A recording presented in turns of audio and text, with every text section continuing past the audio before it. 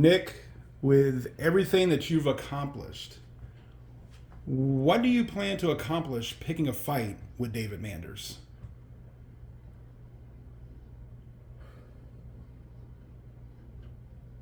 I've accomplished a lot over the last few years.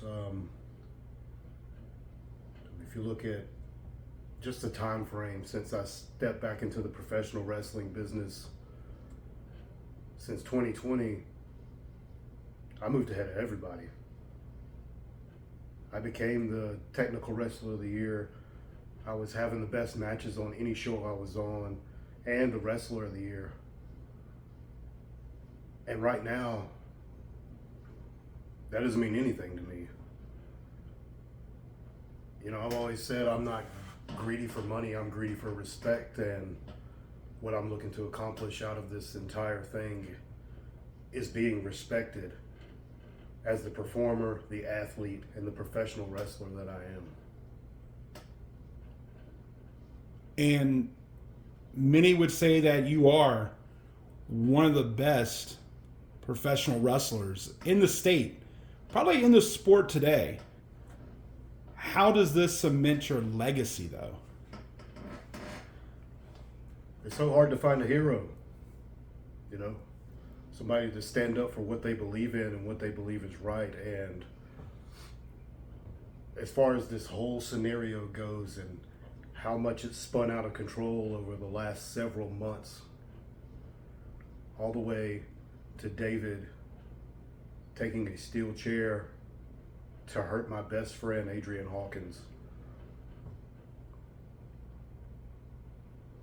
I'm that hero. I'm the guy that's going to stand up for my friends. I'm the guy that's going to stand up for the approved. I'm the guy that's going to stand up for wrestlers like me who know they're right. You know, David, like, he put his hands on Adrian. He didn't just hurt Adrian. He hurt all of us. Now Adrian's out, injured.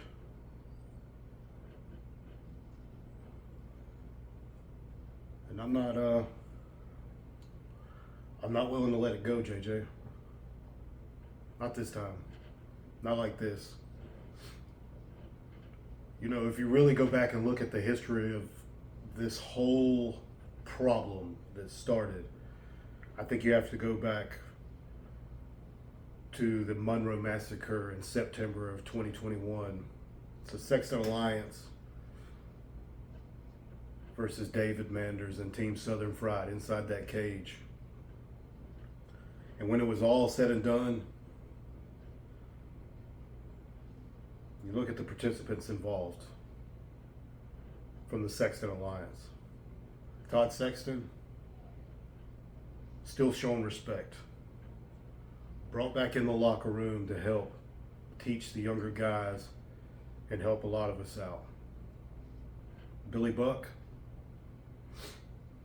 maybe the most lovable guy in Southern Fried, immediately forgiven and given the reins to have a run of a lifetime that he's on right now. And then there's Judias. Unstoppable, unbeatable, unreal. Immediately forgiven. And he's your Southern Fried heavyweight champion. But my big question was, what about the approved? What about the weight we already carry with the name of Jimmy Rave behind us? This thing spun so far out of control, I ended up going to war with Adrian Hawkins. 60 minutes of beating the living hell out of each other. And you look at Bobby. Bobby went rogue, did his own thing to get his head straight. But now we're back. Now we're stronger than ever. And I think with the addition of Rob Adonis back in, Bobby's head on straight, me and Adrian are the tag team champions. It's time for us to have that same respect, get that same forgiveness.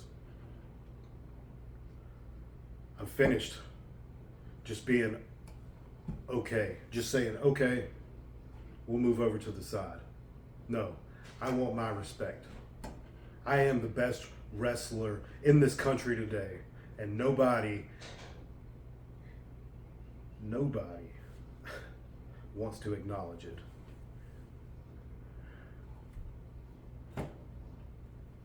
June 15th, Shindig. It's not a wrestling match. It's a street fight. David Manders could very easily come out victorious. What does that do to the legacy of Nick Halen?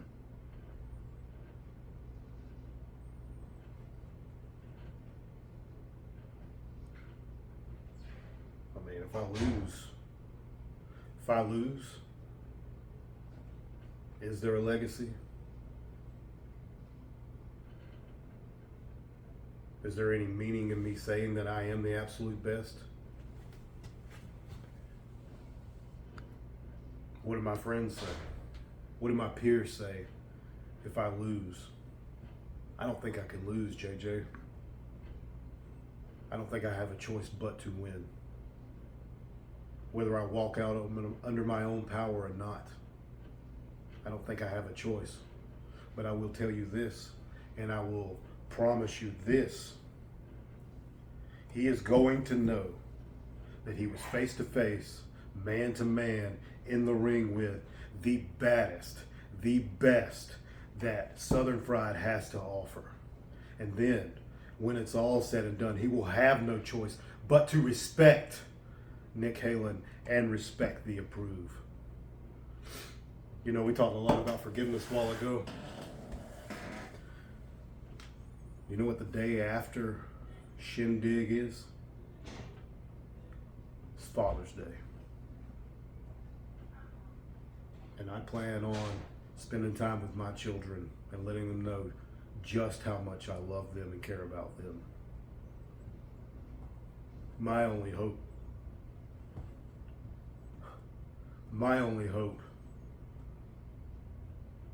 is that come Sunday after Shindig, not only David Manders,